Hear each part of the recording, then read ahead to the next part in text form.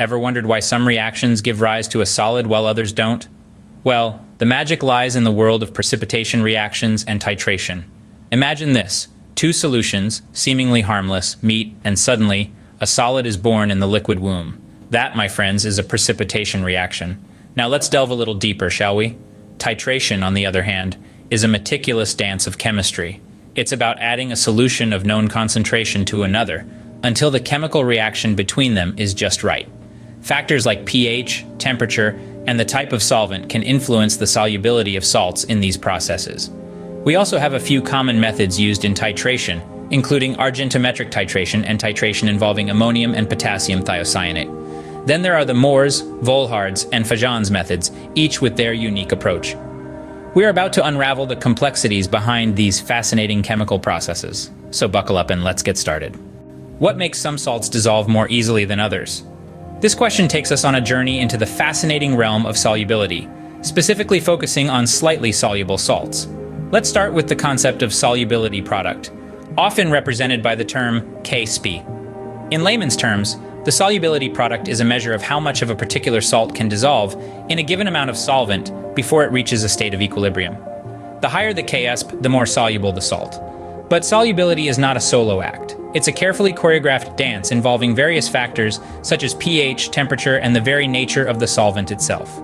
Consider pH, the measure of acidity or alkalinity of a solution. It's a crucial player in the solubility game. Some salts, like those containing basic anions, tend to be more soluble in acidic environments, while others with acidic cations prefer alkaline conditions. The reason? An acid or base can react with an ion in the salt, decreasing its concentration, and thus driving the dissolution reaction forward. Next, let's talk about temperature. As a rule of thumb, the solubility of most salts increases with temperature. Think about it like this. Adding heat is like giving the molecules a gentle nudge, encouraging them to break their bonds and mingle with the solvent. And finally, there's the solvent itself. In general, polar solvents like water are excellent at dissolving ionic salts. This is because the positive and negative ends of the polar solvent molecules can interact with the ions in the salt, helping to pull them apart and dissolve the salt. So what's the takeaway from all this? Solubility isn't a one-size-fits-all concept. It's a complex interplay of factors, each subtly influencing how much of a salt can dissolve in a given situation. As we can see, solubility is a delicate balance influenced by various factors. So the next time you dissolve salt in water, remember there's a whole lot of chemistry going on in that simple act. Ever heard of the common ion effect? Let's dive into what it means. Imagine you're dissolving a salt into water, but the water already contains one of the ions from the salt. What happens? The salt's solubility decreases. This is the crux of the common ion effect. It's a fascinating phenomenon where the solubility of a salt is reduced when a common ion is added. Think of it as a party. If a lot of people are already there, it's harder for more to get in. Similarly, when a common ion is present in the solution, it becomes harder for the salt to dissolve. This effect is crucial in many chemical reactions and plays a significant role in the world of chemistry. From influencing the pH of solutions to affecting the formation of precipitates, the common ion effect is everywhere. So next time you see a salt dissolving less than you'd expect, remember, it might just be the common ion effect at play. The common ion effect is a crucial concept that underpins many chemical reactions. How do we measure the progress of a titration reaction? Let's explore this question by delving into the intriguing world of titration curves and indicators. A titration curve is a graphical representation of the change in volume of a titrate against the pH of the solution. It provides a visual way to monitor the progress of a titration reaction, allowing us to determine the equivalence point, the point where the reactants have reacted in stoichiometrically equal amounts.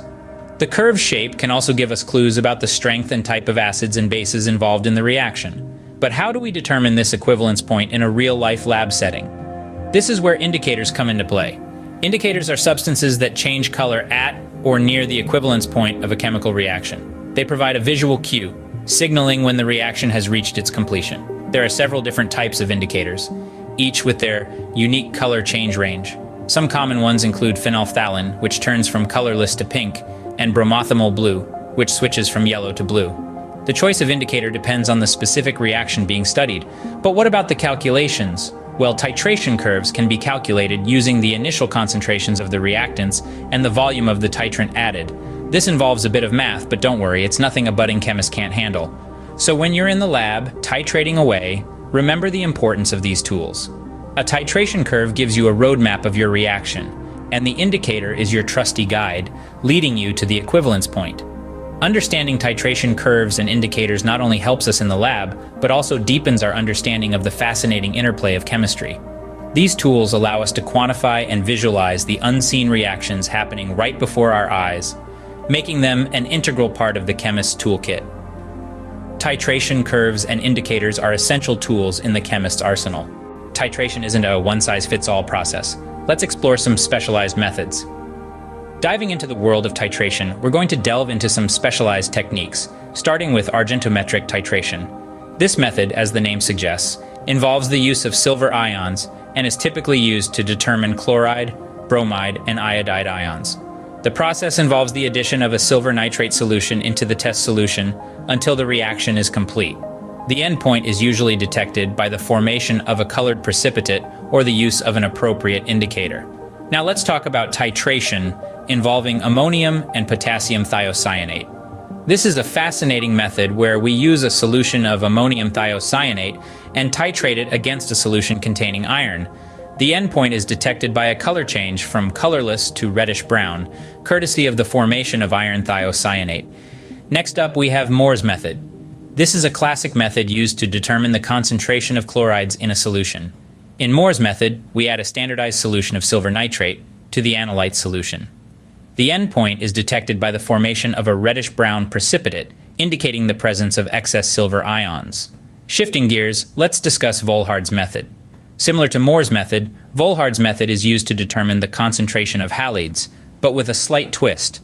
The analyte is first reacted with an excess of silver nitrate. The excess silver ions are then back titrated with a standardized solution of ammonium or potassium thiocyanate. The endpoint is detected with the help of ferric alum as an indicator, which forms a red-colored ferric thiocyanate complex. Last but not least, we have Fajon's method.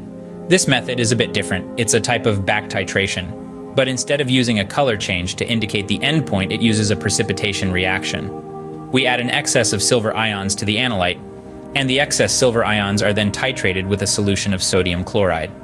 The endpoint is detected by a color change due to the adsorption of an organic dye on the precipitate.